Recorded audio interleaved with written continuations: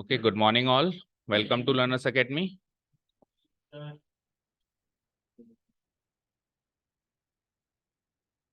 पता चलना चाहिए कि हम लोग आते हैं पढ़ने, ऐसे ही थोड़ी ना। डिस्टेंस बिटवीन 2 पॉइंट्स हमने कर लिया है, इसकी एक्सरसाइज भी कर ली है। So today's topic is section formula, जो हमने क्लास 10th में भी सीखा था। अभी वापस पहले तो सीखना है, फिर डिराइव करना है जो काम डिस्टेंस फॉर्मूला में किया है। So easiest of the all chapters है ये, देखा जाए तो सरल से सरल चैप्टर्स है। इससे सरल चैप्टर्स आपको कहीं नहीं मिलेंगे। हाँ, पहले भी सरल ही था, बट इस पर्टिकुलर चैप्टर की बात करें तो इस चैप्टर का केवल और केवल इंट्रोडक्टरी पार्ट ही है। चैप्टर का नाम ही क्या है? Introduction to three dimensional geometry. तो 3D को ज्यादा विस्तार से इन्होंने इस बार तो बताया ही नहीं है। ठीक है, so talking about section formula, आ जाओ टॉपिक पे। Second and the last topic of the chapter, दो ही टॉपिक्स हैं, डिस्टेंस फॉर्मूला, सेक्शन फॉर्मूला, और एक introductory exercise, and then miscellaneous तो होती है वो तो। ठीक है, तो सेक्शन फॉर्मूला के बारे में बात करते हैं। तो सेक्शन का मतलब होता है पार्ट्स, टुकड़े करना। सेक्शन बनाना मतलब पार्ट्स। जैसे हमारी क्लासेस भी तो डिवाइड हो जाती है ना, section A, section B, section C, ज्यादा बच्चे हो जाते हैं तो। ठीक है, तो सेक्शन फॉर्मूला से सीधा सीधा आप रिलेट करो, क्लास 10th में भी आया था कि नहीं आया था? तो मेरे को रिकॉल करके बताओ, क्लास 10th में सेक्शन फॉर्मूला क्या कह रहा था हमको, क्या सिखाया था उसने, या वो क्या कहना चाह रहा था? What was the topic actually?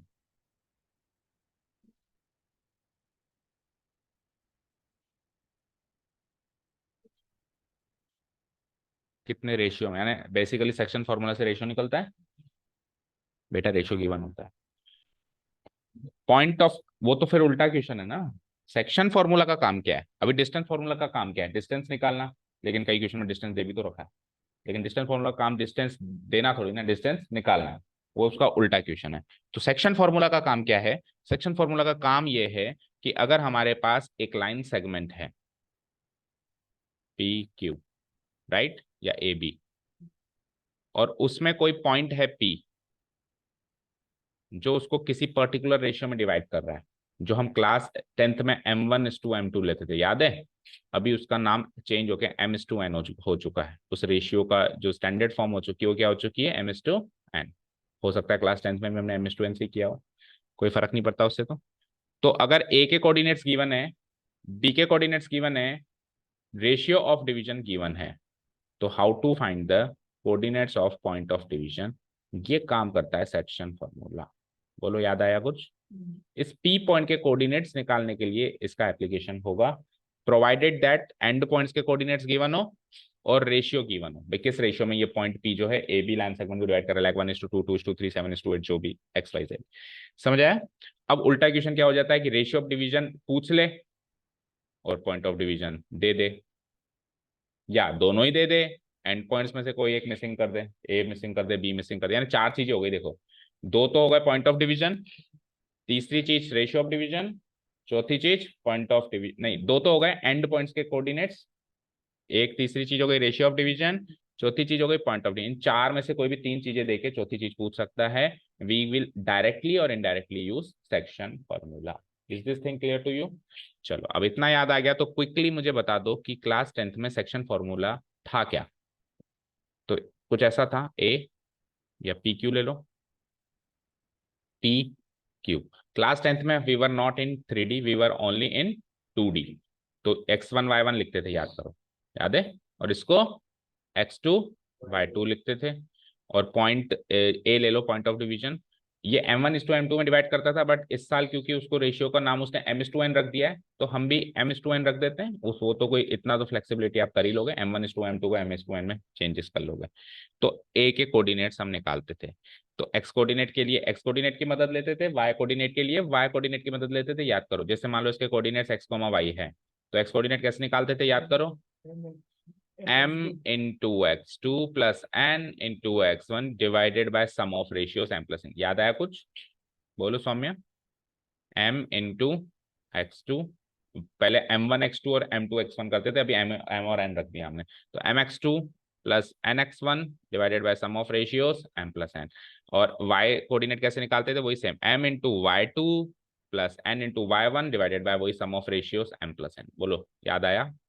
m×y2 plus N into Y one divided by sum of ratio sample. कहने का मतलब ये कि एक्स कोऑर्डिनेट निकालेंगे तो एक्स कोऑर्डिनेट्स का ही जिक्र होगा, वाई कोऑर्डिनेट का कोई रोल नहीं होगा यहाँ पर। वाई कोऑर्डिनेट निकालेंगे तो वाई कोऑर्डिनेट्स का ही जिक्र होगा, और एक्स कोऑर्डिनेट का कोई रोल नहीं होगा, और रेशियो का दोनों में रोल होगा। Okay, so this was in all section formula from class 10th। अब चलें 3D से, 2D से 3D में शिफ्ट करें, कुएं से बाहर आ जाएं। कुएं से बाहर आ गए, हम स्पेस में आ गए अभी। तो जैसे हम स्पेस में आए तो हमको पता चला कि एग्जैक्ट कोऑर्डिनेट और है, इधर भी, इधर भी, इधर भी। That's it. कोई बात नहीं, जेड का फॉर्मूला बना देते हैं। अगर एक्स और वाई का फॉर्मूला बना सकते हैं तो जेड का नहीं बना सकते क्या? एम जेड टू, बोलो, N Z one divided by sum of ratios M plus N. बताओ कोई डाउट? बनाओ, बोलो, M Z two plus N Z one divide by sum of ratios M plus. In short आपका introduction तो खत्म हो चुका है, दैट्स इट। बट बात आती है अब डेरिवेशन की और कुछ एप्लीकेशन की, सेक्शन फॉर्मूला। बस ये आता है ना आपको, ये 3 फॉर्मूला आते हैं ना आपको, तो you can proceed forward towards the exercise. ठीक है ना? बट अब थोड़ा सा एक्स्ट्रा ज्ञान ले लेते हैं कि ये फॉर्मूले का 3D में कैसे डेरिवेशन होगा। 2D में तो हमने, आपको याद हो ना, तो सिमिलैरिटी ऑफ ट्रायंगल से किया था, अभी भी हम सिमिलैरिटी ऑफ ट्रायंगल से ही करेंगे। आप क्लास 10th की अगर वीडियोस रिकॉल करें तो वहां पे हमने इंट्रोडक्शन किया था, इसको प्रूव भी किया था यूजिंग सिमिलैरिटी ऑफ ट्रायंगल्स। लेकिन वो सिमिलैरिटी ऑफ ट्रायंगल्स एक पेपर पे हो रहा था, अभी 3D में होगा, तो वो अपने को डेरिवेशन देखना है। इन शॉर्ट तो समझ में आ गया। 2D में एक्स और वाई कोऑर्डिनेट्स निकालते हैं कि जिस फॉर्मूला से 3D में एक्स और वाई और जेड कोऑर्डिनेट निकालेंगे उसी फॉर्मूला से, nothing more nothing less. 3 coordinates का काम हो जाएगा। ठीक है, ओके। फिर पर्टिकुलर केस आता था, मिड पॉइंट केस, वो सब चलेगा, सेम टू सेम चलेगा। ठीक है, तो डेरिवेशन स्टार्ट करें। डेरिवेशन स्टार्ट करने से पहले एक चीज का और जिक्र करेंगे हम, जिसका 10th में भी जिक्र किया था, कि जब भी कोई पॉइंट एक लाइन सेगमेंट को एक फिक्स रेशियो में डिवाइड करता है तो बाय डिफॉल्ट जब वो कुछ नहीं कहता है तो हम ऐसे मानते हैं कि वो पॉइंट उस लाइन पे लाई कर रहा है। ठीक है, इसको कहते हैं इंटरनल डिवीजन। क्या बोलते हैं इसको? Internal division. जैसे ए अभी इंटरनली पीक्यू पे लाई कर रहा है, लेकिन अगर कई बार वो स्पेसिफिकली मेंशन कर देता है कि ए जो है पीक्यू को इस रेशियो में डिवाइड करता है, लेकिन इंटरनली नहीं, एक्सटर्नली। कैसे? एक्सटर्नली। तो इसका थोड़ा बहुत मामूली सा जिक्र हमने क्लास 10th में किया था, लेकिन फिर हमने कहा था हमारे कोर्स में नहीं, अगले साल देखेंगे। तो एक्सटर्नल डिवीजन का मतलब क्या होता है वो समझ लो। एक्सटर्नल डिवीजन का मतलब केवल और केवल इतना होता है कि ये जो ए पॉइंट है ना, पीक्यू पे लाई कर रहा है, पॉइंट ऑफ डिवीजन, वो अब पीक्यू पे लाई नहीं करेगा तो किस पे लाई करेगा? पीक्यू पे लाई नहीं करेगा तो बताओ किस पे लाई करेगा? सोचो, सोचो। पीक्यू को एक्सटेंड करने पे, या तो क्यू की साइड से या फिर पी की साइड से। तो ये ए पॉइंट उठ के या तो इधर कहीं शिफ्ट हो जाएगा या इधर कहीं शिफ्ट हो जाएगा।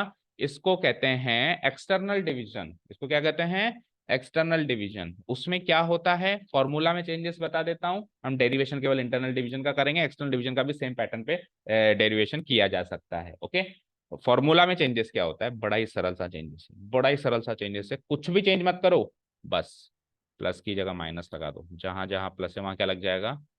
Minus. Minus minus minus minus. अभी अपन नोट्स लिखेंगे प्रॉपर। ठीक है, तो फॉर्मूले तो याद हो गए आपको दोनों के। इंटरनल डिवीजन के तो वही थे क्लास 10th वाले, एग्जैक्ट कोऑर्डिनेट बढ़ा दो बस। और एक्सटर्नल डिवीजन में क्या होगा? माइनस हो जाएगा। और एक्सटर्नल डिवीजन का एक्चुअल मीनिंग क्या है वो भी अपन अभी देखते हैं। थोड़ा सा बहुत तो हिंट तो मैंने दे दिया कि पॉइंट ऑफ डिवीजन क्या है, एक्सटेंडेड पी क्यू पे, एक्सटेंडेड क्यू पी पे। क्यू की साइड एक्सटेंड करेंगे तो पी क्यू एक्सटेंडेड कहेंगे, और पी की साइड एक्सटेंड करेंगे तो क्यू पी एक्सटेंडेड कहेंगे। उस पर कहीं ना कहीं लाए करता है। ठीक है, चलें, बोलो चलें, आ जाओ। तो इंट्रोडक्शन करते हैं। तो देखो, सेक्शन फॉर्मूला का स्ट्रेट अवे अपन डेरिवेशन करेंगे फर्स्ट ऑफ ऑल।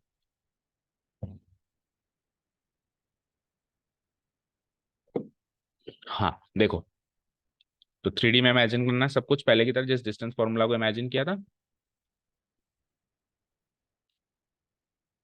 हाँ जी, तो you can see a plane, a line P Q. P Q line दिख रही है? इसको ट्रांसपेरेंट से कम कर दूं।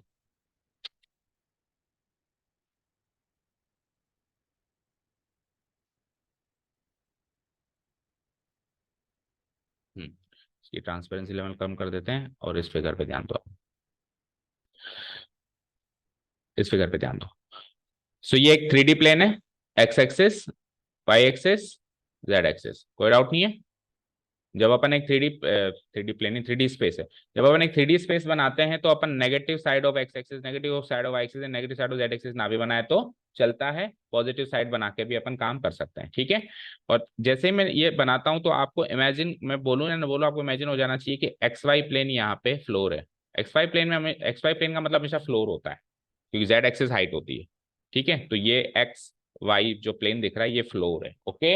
और ये पी क्यू हवा में कहीं लटक रहे हैं, फ्लोर से ऊपर हवा में कहीं दो पॉइंट्स हैं जो लटक रहे हैं, ओके। स्पेस में है, अब की बार ये फ्लोर पे या 2D प्लेन पर नहीं है, ये कहाँ है, स्पेस में, ठीक है। अब ये पी क्यू को एक आर नाम का पॉइंट, अभी अपन, अच्छा डेरिवेशन मैंने क्या कहा, इंटरनल डिवीजन से ही करेंगे, एक्सटर्नल डिवीजन से हम डेरिवेशन नहीं करेंगे, it will take time and it will take complexity also to understand.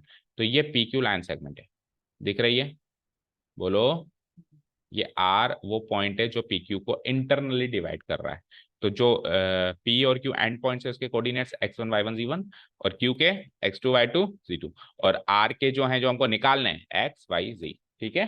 तो x निकालना, y निकालना और z निकालना है। रेशियो क्या गिवन है, देखो you can C m, orange colour में है n, m/n का रेशियो का मतलब हो गया पी आर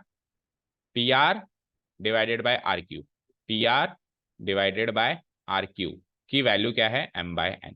सिंपल सा मीनिंग, समझ आया, m/n, ठीक है, नहीं समझ में आया, चलते हैं अब आगे।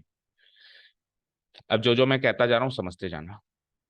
मैं क्या करूंगा, पी क्यू,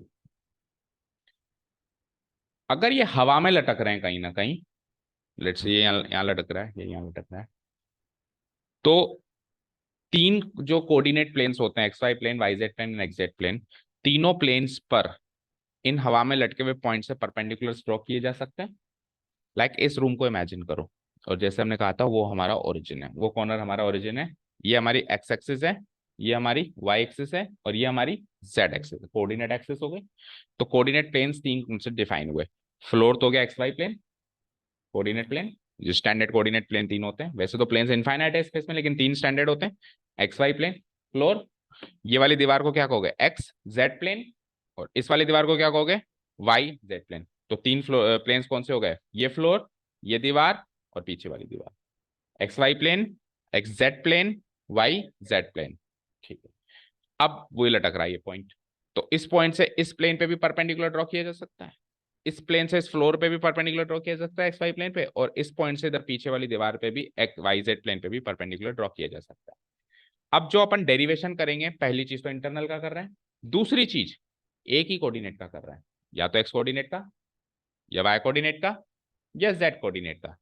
अगर आपने परपेंडिकुलर एक्स वाई प्लेन पे बनाया है तो जेड कोऑर्डिनेट का डेरिवेशन होगा, अगर आपने परपेंडिकुलर एक्स जेड प्लेन पे बनाया है तो वाई कोऑर्डिनेट का डेरिवेशन होगा, और अगर आपने परपेंडिकुलर वाई जेड प्लेन पे बनाया है तो एक्स कोऑर्डिनेट का डेरिवेशन होगा। यानी कि अगर आपको तीनों के करने हैं तो आपको तीन केसेस लेने पड़ेंगे। अभी अपन डेरिवेशन एक ही केस का करेंगे। तो यू कैन सी मैंने फ्लोर पे परपेंडिकुलर बनाया, चेक करो, मैंने एक्स वाई प्लेन फ्लोर पे परपेंडिकुलर बनाया है, दैट मींस यहां से जो डेरिवेशन निकल के आएगा वो किस कौन से कोऑर्डिनेट का निकल के आएगा, जेड कोऑर्डिनेट का, क्योंकि मैंने परपेंडिकुलर किस पे बनाया, एक्स वाई प्लेन पे बनाया। ये चीजें क्लियर है क्या? तो अब आप ध्यान से देखें, पी और क्यू से मैंने ये परपेंडिकुलर ड्रॉ कर दिए, कर दिए, P L perpendicular to x Y plane, और Q M perpendicular to x Y plane, और जो पॉइंट ऑफ डिवीजन है उससे मैंने तीनों से परपेंडिकुलर ड्रॉ कर दिए, R N perpendicular to x Y plane. ये तीनों फ्लोर पे परपेंडिकुलर ड्रॉ हो गए, और इनके फुट ऑफ द परपेंडिकुलर है L M N. Foot of the perpendicular मतलब वो परपेंडिकुलर कहाँ जाके उससे इंटरसेक्ट हुआ, उस प्लेन से, तो फुट ऑफ द परपेंडिकुलर हो गया एल एम, ठीक है। ऐसे मानो तीन पॉइंट से लटक रहे हैं हवा में, तीनों से मैंने एक पाइप फिक्स कर दिया, एक पाइप इधर फिक्स कर दिया, एक पाइप इधर फिक्स कर दिया, तीनों परपेंडिकुलर है फ्लोर से, कोई डाउट नहीं है ना, इमेजिन हो पा रहा है, ठीक है। अब सुनना, तो जो ये P R Q line segment थी बोलो, और जो नीचे L N M line segment है, दिस मे और मे नॉट बी पैरेलल। जो तीन पॉइंट्स ऊपर हवा में लटके हुए थे उनको अगर कनेक्ट कर दूं और एक लाइन सेगमेंट बनाऊं, और जो तीन फुट ऑफ द परपेंडिकुलर नीचे मिले उनसे एक लाइन सेगमेंट बनाऊं, तो वो पैरेलल लाइन हो भी सकती है, नहीं भी हो सकती है। तो बाय जनरल केस अपन मानते हैं कि नहीं है, अपन मानते हैं कि ये दोनों लाइंस पैरेलल नहीं है। तो हम क्या करेंगे, नीचे जो फ्लोर पे लाइन है ना बेटा, जो नीचे फ्लोर पे लाइन है, इससे एक पैरेलल लाइन ऊपर आगे होके हम खुद बना देंगे, जिसका नाम हो गया S R T, that mean S R T is parallel to L N M. Is this clear? और जब मैं ये पैरेलल लाइन बनाता हूं तो आर से तो पास थ्रू होती है, इस पीएल पे जहां पे इंटरसेक्शन हुआ उसको ऐसे रख दिया, इस एम क्यू पे तो इंटरसेक्शन हुआ नहीं तो आगे एक्सटेंड कर दिया मैंने, और एक्सटेंडेड एम क्यू पे जहां पे इंटरसेक्शन हुआ उसका नाम मैंने टी रख दिया। यहां तक कोई डाउट नहीं है? ऐसा करने से ये दो ट्राइंगल बन रहे हैं। Can you see are they similar और not? This triangle and the another triangle is this triangle. क्या ये दोनों ट्राइंगल सिमिलर हैं क्या? बताओ किस क्राइटेरिया से? ए तीनों ए ले सकते हो या दो ए ले सकते हो, कैसे देखो? ध्यान से सुनना। एक तो वर्टिकली अपोजिट एंगल है दोनों में इक्वल। अच्छा 90 डिग्री कैसे है? क्योंकि ये आपने परपेंडिकुलर बनाया था। अच्छा परपेंडिकुलर से पहले 90 डिग्री डायरेक्ट नहीं पता चला 90 डिग्री, आप तो ऐसे देखो ये पैरेलल बनाया था तो आप ट्रांसवर्सल्स वगैरह लो, ये पैरेलल है तो पहली ट्रांसवर्सल अगर मैंने ये ले ली और ये 90 डिग्री तो वो भी 90 डिग्री, दूसरी ट्रांसवर्सल अगर मैंने ये ले ली तो ये 90 डिग्री तो वो 90 डिग्री, क्यों? क्योंकि alternate angles on the same side of transversal का सम 180 होता है, तो नीचे वाला 90 तो ऊपर, इधर तो कॉरेस्पॉन्डिंग एंगल से 90 डिग्री मिला, इधर alternate angles on the same side of transversal से 90 डिग्री मिला। इन शॉर्ट एक एक एंगल इन दोनों ट्राइंगल का 90 डिग्री मिल गया। एक एक एंगल वर्टिकली अपोजिट एंगल है, चाहो तो ए सिमिलैरिटी से भी कर सकते हो और चाहो तो तीसरा एक एंगल भी मिल रहा है। देखो ध्यान से, अगर अगर ये दोनों पैरेलल हैं, नहीं तीसरा एंगल ऐसा सच मिल नहीं रहा, देखो एक मिनट, अगर ये दोनों एंगल पैरेलल हैं, लाइंस पैरेलल हैं, तो ये वाला एंगल और ये वाला एंगल इक्वल होगा क्या? कैसे होगा? कह नहीं सकते। हाँ अब बताओ, सुनो ऐसे कर सकते हैं ना। देखो अगर मैंने तीन परपेंडिकुलर्स बनाए हैं तो ये परपेंडिकुलर्स भी तो आपस में पैरेलल हैं। बोलो भाई, ये परपेंडिकुलर और ये परपेंडिकुलर पैरेलल नहीं है क्या? ये पैरेलल है, तो ये पैरेलल है तो you can see P Q भी तो मेरी ट्रांसवर्सल है। तो इन दोनों पैरेलल लाइंस के अगर पी क्यू को ट्रांसवर्सल लें तो ये अल्टरनेट एंगल्स हो गए, एंगल एस पी आर और एंगल आर क्यू टी, ये दोनों पैरेलल हो गए, मतलब अल्टरनेट एंगल्स हो गए। तो चाहो तो ट्रिपल एस को सिमिलर प्रूव कर दो और चाहो तो डबल एस को सिमिलर प्रूव कर दो, कुल मिला के सिमिलर प्रूव हो जाएंगे ये। तो मुझे बताओ ट्राइंगल का नाम क्या होगा जब ये सिमिलर प्रूव होंगे? इस वाले ट्राइंगल का नाम कुछ, पहले वाले ट्राइंगल का नाम कुछ भी रख देते हैं, अगले वाले का फिर उसकी मर्जी से चलते हैं, यही सीखा है अपन ने सिमिलैरिटी में। तो लेट से इसका नाम रख देता हूं मैं एस आर पी, रख दूं? बोलो, ट्राइंगल एस आर पी। तो सिमिलर टू उधर क्या होगा? देखो आपने 90 डिग्री से स्टार्ट किया तो उधर भी 90 डिग्री से स्टार्ट करो, और फिर आर पे गए तो टी से आर पे आओ, उधर 90 डिग्री टी, इधर 90 डिग्री एस पे बन रहा है, उधर 90 डिग्री टी पे बन रहा है, तो टी से आप एस से आर पे आए तो टी से आर पे आओ, टी आर क्यू लिखेंगे। समझ आया? Triangle T R Q. कोई डाउट नहीं है यहाँ तक? तो अगर ये दोनों ट्राइंगल सिमिलर हैं तो इनके साइड्स जो होंगी, कॉरेस्पॉन्डिंग साइड्स होंगी वो प्रोपोर्शनल होंगी। तो S R by T R equal to, बोलो आगे दूसरी side, R P by R Q, तीसरी side S P by T Q. ठीक है, इनमें से एक साइड का रेशियो मुझे गिवन है, तीन रेशियो होगा ना, एक दो तीन, एक साइड का रेशियो मुझे गिवन है, ध्यान से देखो किसका गिवन है।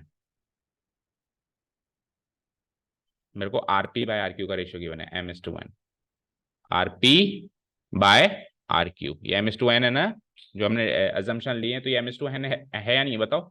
Are P by R Q. तो इसकी जगह मैं क्या लिख सकता हूँ? M/n। कोई डाउट नहीं है? अब मुझे बताओ S R T R S P T Q की वैल्यूज क्या क्या होंगी। तो आ जाओ सबसे पहले एस आर की बात करते हैं। एस आर और टी आर रेशियो को भूल जाओ, केवल और केवल इस रेशियो को देखो और आपका जेड कोऑर्डिनेट का डेरिवेशन। एसपी देखो, एसपी एसपी क्या होगा?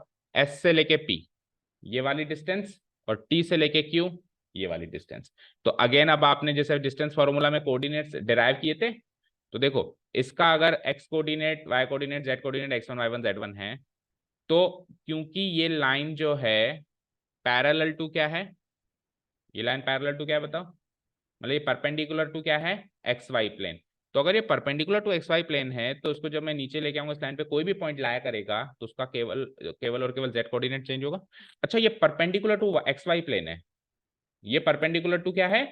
एक्स वाई प्लेन है, तो ये पैरेलल टू जेड एक्सिस नहीं होगी क्या? ये perpendicular to x Y plane है तो जेड एक्सिस से पैरेलल नहीं हुई क्या ये लाइन? और कोई भी लाइन अगर जेड एक्सिस से पैरेलल है तो उसका एक्स कोऑर्डिनेट और वाई कोऑर्डिनेट में डिफरेंस नहीं आएगा, कुछ भी पॉइंट्स ले लो, केवल और केवल जेड कोऑर्डिनेट में डिफरेंस आएगा, केवल और केवल जेड। तो इसका एक्स और वाई कोऑर्डिनेट तो सेम होगा, x1 y1। अब जेड कोऑर्डिनेट क्या होगा उसकी बात अभी करेंगे, ये जेड क्यों आया है ना। सिमिलरली इधर आओ, ये वाली टीएम भी तो जेड एक्सिस से पैरेलल है, तो इसके भी x coordinate and y coordinate में तो डिफरेंस नहीं आएगा, x2 y2 बस जेड कोऑर्डिनेट इसका भी जेड क्यों हुआ उस पर बात करेंगे। तो अब बस आपको ये सोचना है कि इस एस और इस टी के जेड कोऑर्डिनेट जेड जेड क्यों आए, जेड इसका भी जेड क्यों आया और इसका भी जेड क्यों आया। तो ध्यान से देखो, एस आर टी लाइन किसके पैरेलल है, चेक करो। ये एस आर टी लाइन मैंने आगे होके बनाई है पैरेलल किसके, एल एन एम किस पे लाया करता है, तो ये एक्स वाई प्लेन पे लाया करता है, तो ये एस आर टी भी एक्स वाई प्लेन से पैरेलल है। और एस आर टी अगर एक्स वाई प्लेन से पैरेलल है तो एक्स और वाई कोऑर्डिनेट ही चेंज होंगे, जेड कोऑर्डिनेट चेंज नहीं होंगे। इस लाइन पे कोई भी पॉइंट ले लो तो इसका भी जेड कोऑर्डिनेट जेड है, इसका भी जेड है और उसका भी जेड है, मतलब इसका तो हमने माना था, उससे इसका भी जेड आ गया, इसका भी जेड आ गया। ठीक है, देखो सिंपल सा लॉजिक है। कोई लाइन अगर एक्स एक्सिस के पैरेलल है तो उसका एक्स कोऑर्डिनेट ही चेंज होगा, वाई और जेड चेंज नहीं होगा। कोई लाइन अगर वाई एक्सिस के पैरेलल है तो उसका वाई कोऑर्डिनेट ही चेंज होगा, उस पर कितने भी पॉइंट्स ले लो एक्स और जेड कोऑर्डिनेट चेंज नहीं होंगे। और कोई लाइन अगर एक्स जेड एक्सिस से पैरेलल है तो उस लाइन पे हजारों पॉइंट्स ले लो, एक्स और वाई कोऑर्डिनेट चेंज नहीं होगा, केवल जेड कोऑर्डिनेट चेंज होगा। कोई लाइन अगर एक्स वाई प्लेन के पैरेलल है तो एक्स कोऑर्डिनेट वाई कोऑर्डिनेट दोनों चेंज होंगे, जेड कोऑर्डिनेट चेंज नहीं होगा। कोई लाइन अगर वाई जेड प्लेन के पैरेलल है तो वाई कोऑर्डिनेट जेड कोऑर्डिनेट, मतलब जिसके पैरेलल हो वो तो बदल सकते हैं, बाकी चीजें नहीं बदल सकती। अब वाई जेड प्लेन के पैरेलल हो तो वाई कोऑर्डिनेट जेड कोऑर्डिनेट बदल सकता है, एक्स कोऑर्डिनेट नहीं बदलेगा। तो ये S R T x Y plane के पैरेलल थी, तो एक्स कोऑर्डिनेट वाई कोऑर्डिनेट तो बदल सकते थे लेकिन जेड कोऑर्डिनेट नहीं बदल सकता था। तो इसमें अगर आर का जेड कोऑर्डिनेट जेड है तो फिर एस का और टी का भी जेड कोऑर्डिनेट जेड और जेड ही रहेगा। तो आप डिराइव कर पाए एस के कोऑर्डिनेट्स और टी के coordinates, x1 y1 z1 x2 y2 z, नहीं x1 y1 z और x2 y2 z, ये डिराइव हो गया। अब आपको क्या डिस्टेंस चाहिए थी, ps by T Q. ps by T Q क्या आया था हमारा, m बाई n आया था। ps बाई टी क्यू क्या आया था, अभी हमने सिमिलैरिटी अप्लाई करी ना, m बाई n आया था। तो ps की वैल्यू क्या होगी, ज्यादा ऊंचा कौन है, z1, z1 माइनस z, बोलो z1 माइनस z। और tq क्या होगा, ज्यादा ऊंचा भी z है तो z माइनस z2, डिफरेंस ही तो करना है आपको, ज्यादा ऊंचे से कम ऊंचे को, equal to m by n। इसको क्रॉस मल्टीप्लाई करके यहां से आप z की वैल्यू निकालो तो वही फॉर्मूला बन के आ जाएगा, करो। तो m z, m into z, m z, और m into z two, m Z two, n into z one, n Z one, और n into z minus n z. ठीक है, अब एम जेड और माइनस एन जेड को इधर लेके आओ, तो m z minus n z इधर जाके क्या हो जाएगा, प्लस एन जेड, और ये उधर जाके प्लस हो जाएगा M Z two plus N Z one. यहां से जेड जेड कॉमन ले लूं तो क्या बचता है, एम प्लस एन, और इस एम प्लस एन को उधर डिवाइड करा दूं तो क्या बचता है, जेड की वैल्यू क्या बचती है, बोलो M Z two plus N Z one divided by sum of ratios यानी कि एम प्लस एन। अब ये जेड कोऑर्डिनेट के लिए ही प्रूफ हो पाया क्योंकि हमने परपेंडिकुलर एक्स वाई प्लेन पे बनाए थे। सिमिलरली अगर मैं इस प्लेन पे, एक प्लेन ये भी बन रहा है, चेक करो, जिसको अपन क्या कहेंगे, एक्स एक्स जेड प्लेन। अगर इस एक्स जेड प्लेन से हम पी से, आर से और टी से परपेंडिकुलर ड्रॉ करें और ये का ये तामझाम करें तो कौन सा कोऑर्डिनेट का डेरिवेशन मिल जाएगा, वाई कोऑर्डिनेट का। और सिमिलरली एक प्लेन और कौन सा बचा, एक्स वाई हो गया, वाई जेड हो गया, ये वाला प्लेन वाई जेड प्लेन। इस वाई जेड प्लेन पर हम परपेंडिकुलर ड्रॉ करें, अब वाई जेड प्लेन पर परपेंडिकुलर ड्रॉ करना है तो पी आर टी को उधर लेना पड़ेगा, तभी तो परपेंडिकुलर ड्रॉ कर पाओगे। उसी के अंदर आप दिखाओगे तो फिर अंदर स्क्रीन के अंदर थोड़ा ना जाओगे तो ड्रॉ नहीं कर पाओगे, या फिर ड्रॉ करो तो फिर इसे टेढ़े ड्रॉ करने पड़ेंगे, पी से ऐसे परपेंडिकुलर, आर से भी और टी से, तो वो समझने में कम आएगा। उससे एक्स कोऑर्डिनेट निकाला जा सकता है। सबसे सरल था कि हवा से फ्लोर पे परपेंडिकुलर ड्रॉ करो तो जेड कोऑर्डिनेट का डेरिवेशन सबसे आसान था, इजी टू अंडरस्टैंड था, इसलिए हमने वो कर लिया। सिमिलरली हम वाई और एक्स और वाई के भी कोऑर्डिनेट्स को ऐसे ही डिराइव कर सकते हैं। Is this thing clear to you? Okay, अब लिखना क्या है वो उस पर बात करें। आपका टाइम कितने का, 7:10 तक, तो फिर आप लेट क्यों आए थे आज? इसको तो स्कूल नहीं जाना था, आपको तो जाना था। Let p equal to x1 y1 z1, q equal to x2 y2 z2 be 2 points in a 3D space. ये तो गिवन पॉइंट्स हैं। तीसरा पॉइंट r जिसके कोऑर्डिनेट्स x y z है, हम a ले रहे थे, इसने r लिया है, डिवाइड्स pq, अभी इंटरनली की बात हो रही है, इन the ratio m:1। Okay fine, point of division ये हो गया, ratio of division P R by Q are ये हो गया। ये तो गिवन पॉइंट्स है जो अपन टॉपिक इंट्रोड्यूस कर रहे हैं, उसके बारे में कुछ चर्चा है। ठीक है, अब जेड कोऑर्डिनेट को हम डिराइव करेंगे, जेड कोऑर्डिनेट के कोऑर्डिनेट्स निकालने के फॉर्मूला को डिराइव करेंगे। To find the z coordinate of the point of division are we will draw perpendicular to x Y plane. We draw perpendiculars on the XY plane which are PL perpendicular to XY plane, पहला P से बनाया तो QM perpendicular to XY plane जो Q से बनाया, और RN perpendicular to XY plane जो R से बनाया। बन गए तीनों। Since the points P R Q, ये तीनों तो स्पेस में, ये तीनों तो क्या है, स्पेस में है, इन द स्पेस R, और ये कोलिनियर है, तो कोलिनियर है ना, तभी तो सेक्शन फॉर्मूला लग पा रहा है। अगर 3 पॉइंट्स एक लाइन पर आ रहे हैं तो ही सेक्शन फॉर्मूला लगेगा, अगर ट्राइंगल बना रहे हैं तो सेक्शन फॉर्मूला को कोई एप्लीकेशन नहीं है ना। वो पॉइंट या तो इंटरनली लाया करना चाहिए, एक्सटर्नली एक्सटेंडेड पे लाया करना चाहिए। इंटरनली लाया करे तो भी वो कोलिनियर है, एक्सटर्नली लाया करे तो भी वो कोलिनियर है। तो अगर ये तीनों पॉइंट्स कोलिनियर हैं तो इनके जो फुट्स ऑफ द परपेंडिकुलर बनेंगे वो भी कोलिनियर बनेंगे। ठीक है, ऐसा नहीं है कि वो तीन तो एक लाइन में आ रहे हैं लेकिन फुट्स ऑफ परपेंडिकुलर ट्राइंगल बन रहा है, ऐसा हो नहीं सकता। या तो ऊपर भी ट्राइंगल बन रहा होता तो ट्राइंगल के 3 कोनों से नीचे भी ट्राइंगल बनता। ये तो इमेजिनेशन की बात है। ऊपर मान लो एक ट्राइंगल है हवा में, तो ट्राइंगल के 3 वर्टिसेस से 3 परपेंडिकुलर बनाऊंगा तो फ्लोर पे भी ट्राइंगल बनेगा, और ऊपर अगर एक लाइन है तो नीचे भी एक लाइन ही बनेगी। तो the foots of the perpendiculars drawn on the XY plane L and M वो भी हो गए कोलिनियर, क्योंकि वो कोलिनियर थे। वो कोलिनियर तो टॉपिक की डिमांड थी, तभी तो सेक्शन फॉर्मूला का एप्लीकेशन है। और ये collinear as a matter of fact या एज ए ट्रूथ मान लो, ज्योमेट्री का ट्रूथ मान लो कि नीचे भी कोलिनियर बनेगा। ओके नाउ, अब वो लेकिन पैरेलल है या नहीं है इसकी गारंटी नहीं है, तो हमने एक बार के लिए अगर वो डायरेक्टली पैरेलल कोई कह दे तो फिर तो वो सीधा सीधा पैरेललोग्राम बन गया और आसानी से सॉल्व हो जाएगा। लेकिन हम मुश्किल से सॉल्व करेंगे, हम मानेंगे कि वो पैरेलल नहीं बना, वो पैरेलल नहीं बना। नहीं बना तो हमने एक लाइन बना दी, we draw a line parallel to LNM। LNM floor पे याद रखना, पासिंग थ्रू R, ऊपर R से गुजरती हुई एक लाइन बना दी जो PL को तो R पे इंटरसेक्ट करे, और MQ को एक्सटेंड करना पड़ेगा आगे थोड़ा सा, MQ को एक्सटेंड करना पड़ा था, extended at the point T पे इंटरसेक्ट करें। दैट इज सिंपल सी बात करें तो LNM पैरेलल टू SRT हो गया। ओके अब दो ट्रांसवर्सल्स कंसीडर किए, PL और QM, PL और QM। तो एक बार फिगर पे आओ, PL QM कौन से ट्रांसवर्सल्स हैं एक बार कंसीडर कर लेते हैं। PL QM यानी परपेंडिकुलर्स को ट्रांसवर्सल्स लिया है इन्होंने, है ना। हाँ ठीक है, हमने भी यही किया था। अगर हमने इसको पैरेलल ले लिया SRT पैरेलल टू LNM, तो हमने दो ट्रांसवर्सल, हमने यानी ए सिमिलैरिटी से ही कर रहा है वो, इसको ट्रांसवर्सल ले लिया, एक तो PL को और एक TM को। तो जब इसको ट्रांसवर्सल लिया तो ये कॉरस्पॉन्डिंग एंगल से 90 डिग्री हो गया, और इसको ट्रांसवर्सल लिया तो ये alternate angles on the same side of transversal से, ये 90 है तो 180 माइनस 90 वो भी 90 हो गया।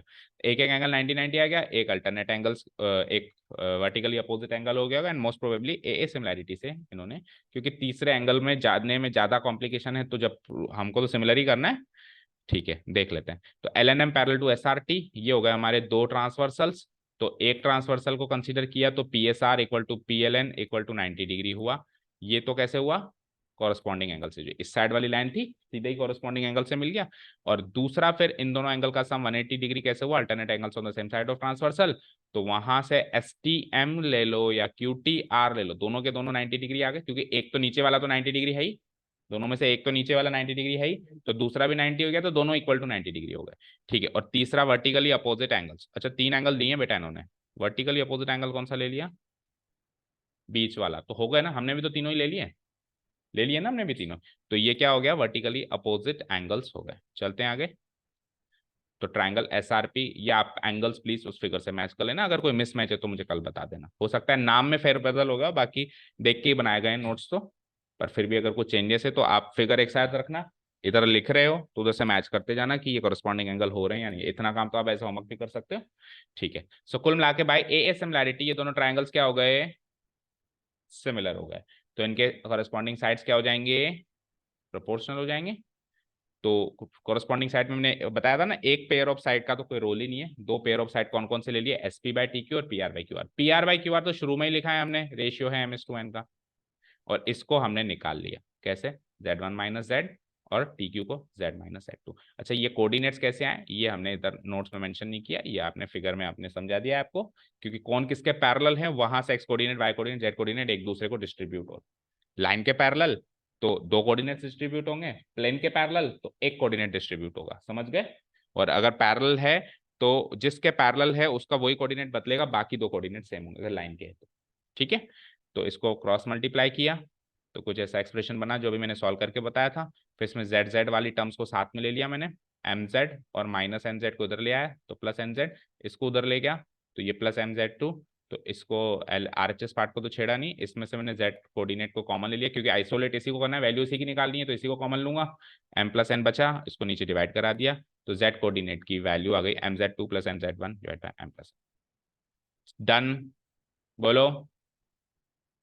Similarly, to find the x coordinate and y coordinate of the point of division R, we can draw the perpendiculars from the points P, R and Q on what? X coordinate के लिए yz plane पे, y coordinate के लिए xz plane पे respectively. Respectively मतलब इसके लिए वो, उसके लिए ये, ठीक है ना। अगर x कोऑर्डिनेट निकालना है तो इन्हीं 3 पॉइंट से P, R, Q से आप परपेंडिकुलर बनाएंगे yz प्लेन, और अगर y कोऑर्डिनेट निकालना है मतलब उसका डेरिवेशन का फॉर्मूला निकालना है तो इन्हीं 3 पॉइंट से P, R, Q से आप परपेंडिकुलर बनाएंगे xz प्लेन पे। जो मोस्ट इजी था वो निकाल के हमने बता दी, ठीक है। चलें आगे, बोलो। And then proceed in the similar manner, we will proceed in the and the results are, ये 3 रिजल्ट्स आ गए। ये हमारा सेक्शन फॉर्मूला यहाँ पे इंट्रोड्यूस हो गया, एक्स कोऑर्डिनेट का फॉर्मूला, वाई कोऑर्डिनेट का फॉर्मूला, जेड कोऑर्डिनेट का फॉर्मूला। एक्स कोऑर्डिनेट में एक्स कोऑर्डिनेट्स का ही रोल है, सम ऑफ रेशियोस रहेगा ही रहेगा, वाई कोऑर्डिनेट में वाई कोऑर्डिनेट का ही रोल है, जेड कोऑर्डिनेट, ये तो हमने चैप्टर अभी टॉपिक स्टार्ट करते ही ये 3 फॉर्मूले तो आपको याद करवाई दिए थे, ठीक है। चलो, मिड पॉइंट केस क्या होता है, जा रहे हो? मिड पॉइंट केस देख जाओ बस एक बार। मिड पॉइंट केस क्या होता है, जिसमें पॉइंट आर उसका मिड पॉइंट होता है, तो रेशियो क्या हो जाता है 1:1। अच्छा, 2D से 3D में आते टाइम एक कोऑर्डिनेट बढ़ा है, रेशियो नहीं बढ़ा है, कई बच्चे कंफ्यूज ही रहते हैं हमेशा। 2D से 2D में कोऑर्डिनेट्स 2 थे और रेशियो भी 2 थे, m1:m2। 2D से 3D में आया तो कोऑर्डिनेट तो बढ़ा है, x coordinate, y coordinate, z coordinate, लेकिन ऐसा नहीं कि m1:m2:m3 3 रेशियो हो गए। रेशियो तो आज भी 2 ही है, क्योंकि एक पॉइंट तो एक लाइन को 2 रेशियो में डिवाइड करेगा, 2 पॉइंट एक लाइन को 3 रेशियो में डिवाइड करेंगे। तो उसका कोई पर्टिकुलर केस आ जाए, क्वेश्चन आ जाए तो हम 3 रेशियो हम आगे होकर बनाते हैं, एक अलग बात है। लेकिन सेक्शन फॉर्मूला में रेशियो 2 ही रहेंगे, m:n ही रहेगा, m:n कुछ अलग कुछ मत कर देना। तो अगर एक पॉइंट आर है जो PQ के मिड पॉइंट पे है तो रेशियो क्या हो जाता है 1:1। तो हम कुछ भी नहीं है, इन्हीं तीनों फॉर्मूला में m की और n की वैल्यू 1 और 1 डाल दें। Let us suppose the point of division R is the mid point of the PQ, that is point R divides PQ internally, अभी इंटरनली चल रहा है सब कुछ, इन the ratio 1:1। So x coordinate, y coordinate, z coordinate, तीनों के formula में हम क्या कर देंगे 1 1 1 m और n की वैल्यू डाल देंगे। m की वैल्यू 1, n की value 1, x2 × 1 x2, x1 × 1 x1, 1 + 1 2। तो क्या बन गया x1 + x2। एवरेज लेते थे याद है, अगर मिड पॉइंट पे तो इन दोनों का average divided by 2, y coordinate के लिए y कोऑर्डिनेट का average divided by 2, z coordinate के लिए z कोऑर्डिनेट। तो हमारा x कोऑर्डिनेट निकालने का फॉर्मूला हो गया x कोऑर्डिनेट्स का एवरेज, y कोऑर्डिनेट का फॉर्मूला हो गया y कोऑर्डिनेट्स का एवरेज, z कोऑर्डिनेट का फॉर्मूला हो गया। तो अगर आपको स्पेसिफिकली क्वेश्चन में गिवन है कि इसका मिड पॉइंट है तो आप एक लाइन लिखेंगे using the mid point case of section formula, और वो वाला फॉर्मूला ना लगा के सीधे ही ये वाला फॉर्मूला लगाएंगे। वो वाला फॉर्मूला ऐसे, ऐसा नहीं है कि वो वाला फॉर्मूला लगाओ और m और n की वैल्यू 1 1 पुट अप करो, ये वाला फॉर्मूला बनाओ, ये हमने बना दिया ना। अब आपको बस एक लाइन लिखनी है, उस वाले फॉर्मूले का यूज करो तो लिखोगे यूजिंग सेक्शन फॉर्मूला, इस वाले फॉर्मूले का यूज करोगे तो आप लिखोगे using the mid point case of section formula, और सीधे ये फॉर्मूला लगाओ, चिपकाओ, ठीक है। Mid point case over. अब एक्सटर्नल डिवीजन है, आप चाहो तो जा सकते हो, वीडियो से देखना। एक्सटर्नल डिवीजन का मतलब समझे, पहले तो मतलब समझा दिया मैंने। The meaning of external division of line segment PQ by the point R, है ना, इसका मतलब होता है कि पॉइंट R जो है PQ पर इंटरनली लाए नहीं करता, but lies on either PQ extended और QP एक्सटेंडेड। जब PQ एक्सटेंडेड पे लाया करेगा तो MN से बड़ा होगा, अभी दिखाते हैं कैसे, और अगर QP एक्सटेंडेड पे लाया करेगा तो MN से छोटा होगा। इधर नीचे एक फिगर बना हुआ है उसमें देखो, ये PQ है, ओके फाइन, ये PQ है। अगर PQ एक्सटेंडेड पे R लाया कर रहा है, यहाँ पे PQ को एक्सटेंड कर दिया Q की साइड से, हमेशा टर्मिनल पॉइंट से एक्सटेंड करता है, तो अब रेशियो m:n है। तो रेशियो m:n का मतलब क्या है, एंड पॉइंट से पॉइंट ऑफ डिवीजन का रेशियो और दूसरे एंड पॉइंट से दूसरे उसी पॉइंट ऑफ डिवीजन का रेशियो। मुझे एक चीज बताओ, जब R अंदर था, हाँ, तो m:n ऐसे था, तो m/n की वैल्यू क्या थी PR/QR। एक्सटर्नल डिवीजन पे भी ये PR/QR ही रहेगा, ये सबसे और सबसे ज्यादा इंपॉर्टेंट बात है, क्योंकि इंटरनल डिवीजन पे वो PR/QR था ना, तो एक्सटर्नल डिवीजन पे ऐसा नहीं है कि ये PQ/QR या QP कुछ चेंजेस होगा ना, PR/QR। The main point is that कि हम दोनों एंड पॉइंट से पॉइंट ऑफ डिवीजन पे आएंगे, एक एंड पॉइंट है P, एक एंड पॉइंट है Q, और पॉइंट ऑफ डिवीजन है R, तो R तो दोनों में जाएगा PR/QR। अब जब ये एक्सटर्नली चला गया तो भी वही चीज फॉलो करनी है एक एंड पॉइंट से पहले पॉइंट ऑफ डिवीजन पे आर में और दूसरा एंड पॉइंट से पॉइंट ऑफ डिवीजन में आर। तो P R by Q are इस तरीके से बनेगा कुछ, ये पी आर और ये क्यू आर। अब आप खुद सोचो, अगर आर अगर पी क्यू एक्सटेंडेड पे है तो ये डिस्टेंस ज्यादा है, ये डिस्टेंस कम है, तो m हमेशा n से बड़ा होगा अगर पी क्यू एक्सटेंडेड पे आर ला करता है तो। एंड इन केस वो क्यू पी एक्सटेंडेड पे करता है तो मैंने आर डैश लगा रख दिया है, क्योंकि सेम आर नहीं लगा सकते एक ही जगह, तो आर डैश लगा दिया है। तो यू कैन इमेजिन अब क्या होगा, P R by Q R. अब की बार ये डिस्टेंस ज्यादा हो गई और ये डिस्टेंस छोटी सी हो गई, तो अब की बार m जो हो गया वो छोटा हो गया, पी आर डैश ये है ना m और क्यू आर डैश ये है n, तो m छोटा हो गया n बड़ा हो गया।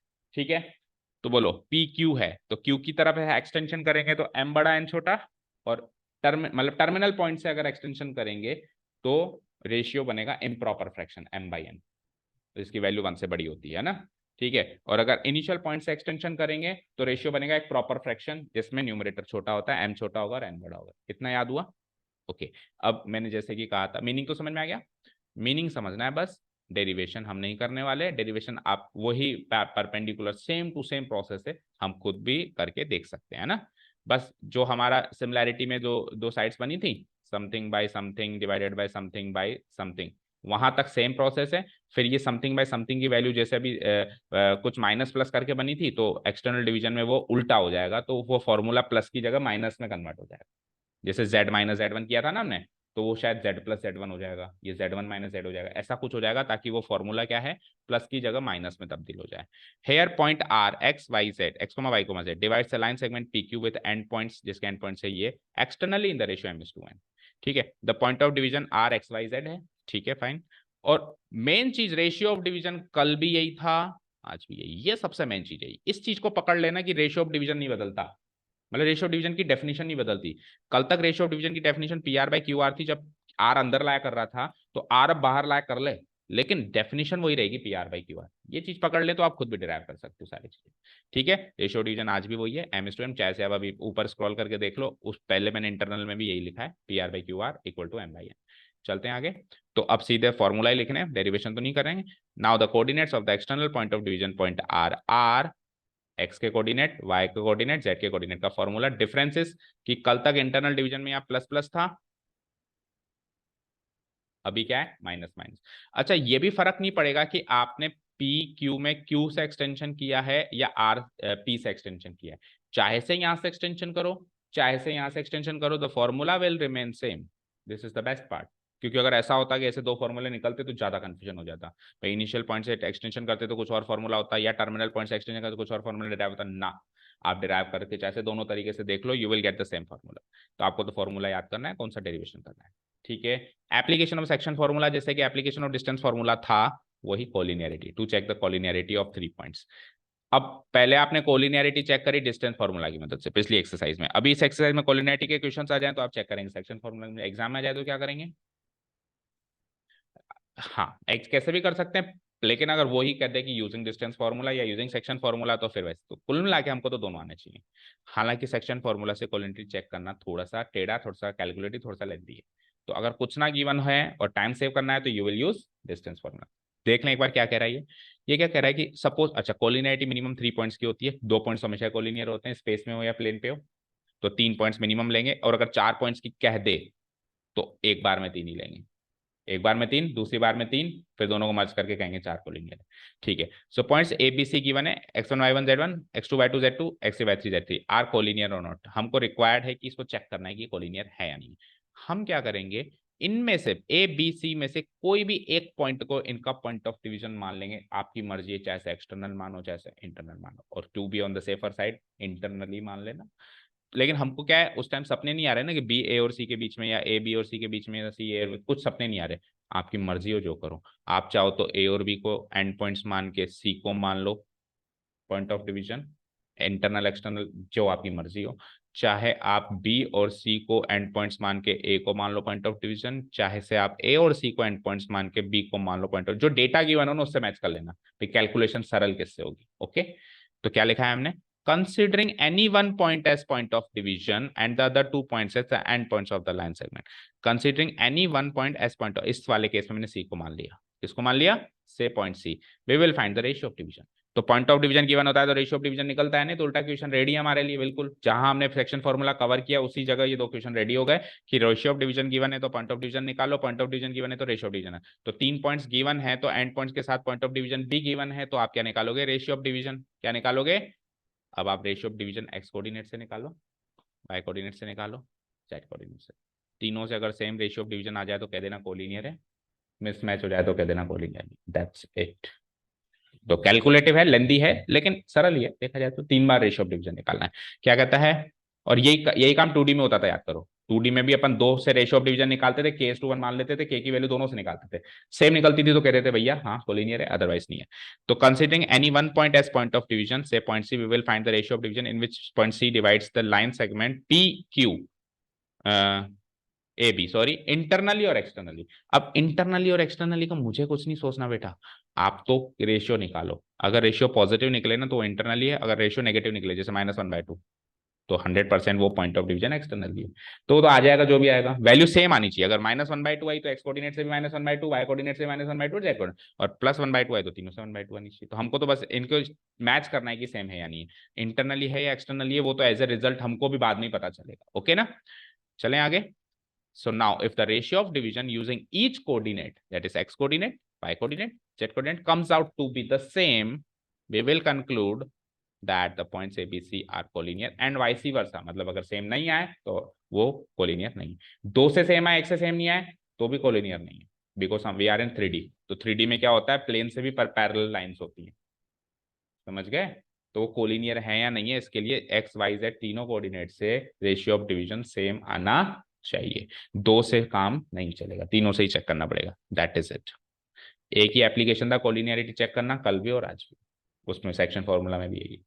ठीक है, टॉपिक इंट्रोड्यूस हो गया, डेरिवेशन समझ में आ गया, फॉर्मूला याद हो गया, तीनों पर्टिकुलर केस समझ में आ गए, एक्सटर्नल डिवीजन का डिफरेंस समझ में आ गया, प्लस की जगह माइनस करना है। सो इसको कंप्लीट करो और आपका चैप्टर नोट्स तो खत्म होते हैं यहाँ पे, नहीं थोड़ा बहुत बाकी है अभी, वो मिसलेनियस के हिसाब से बाकी है।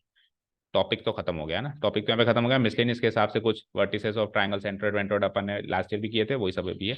तो इसको देखेंगे जब मिसलेनियस आएगा, कल अपन एक्सरसाइज करेंगे, तो यहाँ तक के नोट्स कंप्लीट कर लो। ठीक है, thank you so much for listening to us, have a nice day, keep learning.